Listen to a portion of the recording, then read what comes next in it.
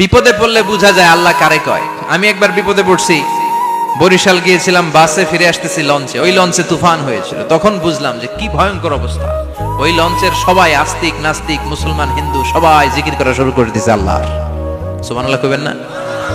Launch যখন কেঁপে ওঠে সবাই বলে বাঁচাও। আমি বললাম কে বাঁচাইবো? হুজুর আপনি বাঁচান। আমি বললাম তাইলে আমারে বাঁচাইবো কেডা? কয় আল্লাহ। আল্লাহ ছাড়া বাঁচাতে পারে কেউ? তাহলে বুঝা গেল আমাদের কোনো ক্ষমতা টমতা কিচ্ছু নাই, আসল ক্ষমতার মালিক একজন। চিল্লায় বলেন তিনি কে? সে আল্লাহ। বললেন তাবারাকাল্লাযী বিয়াদিহিল মুলকু ওয়া হুয়া আলা কুল্লি শাইইন কাদির। সুমহান সেই সত্তা যার হাতে ক্ষমতা, ক্ষমতা কার হাতে? সব ক্ষমতার মালিক আল্লাহ। তবে আমাদেরকে আল্লাহ কিছু ক্ষমতা দিয়েছে, এটা লিমিটেড। এটা কি? যেমন এই যে মাননীয় প্রধানমন্ত্রী ওনার দল নিয়ে বাংলাদেশ আওয়ামী লীগ নিয়ে যে ক্ষমতায় আসলেন, কয় বছরের মেয়াদে? কোন কোন দেশে ক্ষমতায় আসে 10 বছরের মেয়াদে, আছে না নাই? আল্লাহ আসছে কয় বছরের মেয়াদে? 30 বছর, 40 বছর। আল্লাহর ক্ষমতার মেয়াদ 100 বছর। এরপরে রিনিউ করা লাগবে। এটা কথা বলেন। আল্লাহ বলেন হুয়াল আউয়ালু ওয়াল আখিরু ওয়াল যাহিরু ওয়াল বাতিন ওয়া হুয়া বিকুল্লি শাইইন আলিম। আমি প্রথম, আমি শেষ, আমি প্রকাশ্য, আমি গোপন। ঠিক কি না? আল্লাহ বলে আমার ক্ষমতা তোদের মতো 5 বছরের মেয়াদে না, 10 বছরের মেয়াদে না, 20 বছর 30 বছরের মেয়াদে না। আমি চিরকালের জন্য ক্ষমতার চেয়ারে বসা। চিরকালীন মেয়াদ। সৃষ্টির সূচনার আগ থেকে তিনি আছেন, অনাদিকাল পর্যন্ত তিনি থাকবেন। তার ক্ষমতার মেয়াদ আনলিমিটেড মেয়াদ। চিৎকার করে বলেন ঠিক কিনা? আবার পৃথিবীর অনেক দেশে দেখবেন ডেমোক্রেটিক সিস্টেমে, আমাদের দেশেও তো গণতান্ত্রিক সিস্টেমে ভোটাভুটির মধ্য দিয়ে ক্ষমতায় আসে না। যাদেরকে ভোট দেওয়া হয় বেশি তারা ক্ষমতায় চলে যায়। আল্লাহ তো ভোটে আসছে ক্ষমতায়। কথা কন তো কেমনে আসছে? কারচুপি করে। কথা বলেন। আল্লাহ ভোটে আসা লাগে নাই, কেউ তাকে ভোট দেয়া লাগে না। আবার অনেক দেশে আছে মোনার্কি সিস্টেম, রাজতন্ত্র, রাজার পোলা রাজা। আল্লাহর বাপ ছিল রাজা, এই জন্য আল্লাহ রাজা। কথা বলেন না, আল্লাহ রাজতন্ত্রের সিস্টেমেও আসে নাই। আবার অনেক দেশে আছে ডিক্টেটরশিপ, একবার ক্ষমতা পাইলে মাগার চেয়ার ছাড়ে না। আছে না নাই? 20 বছর 30 বছর চলতেই থাকে। আছে না নাই? আল্লাহ কি এই সিস্টেমে আসছে? আল্লাহর ক্ষমতার সাথে পৃথিবীর কারো ক্ষমতার কোনো মিল নাই। চিৎকার করে বলেন ঠিক কি না?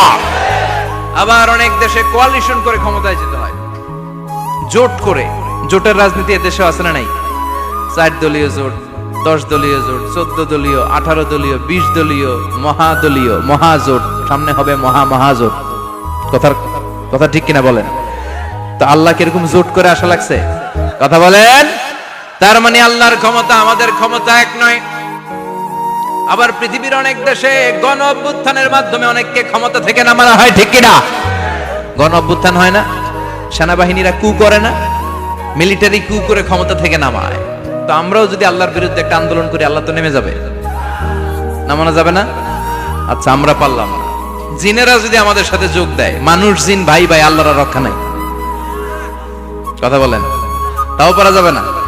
ফেরেশতারাও যদি কয় আমরাও মানি না, তাইলে তো শেষ আল্লাহর গদি।